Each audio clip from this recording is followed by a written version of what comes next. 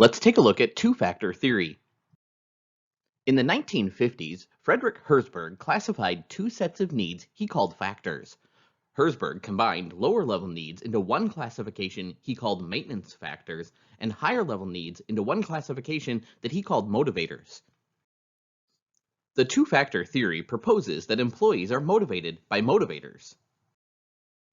Maintenance factors are also called extrinsic motivators because the motivation comes from outside the job.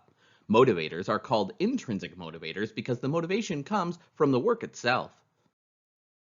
Based on their research, Herzberg and his associates disagreed with the traditional view that satisfaction and dissatisfaction were at opposite ends of a single continuum. Instead, they proposed two continuums, one for each type. Herzberg contended that addressing maintenance factors will keep employees from being dissatisfied, but it will not make them satisfied or motivate them. Organizations need to ensure that employees are not dissatisfied with maintenance factors and then focus on motivating them through their jobs. Employees are motivated when they feel they're doing meaningful work. One successful way to motivate employees is to build challenges and opportunities for achievement into their jobs. Job enrichment, the job characteristics model, and delegating can be effective motivators.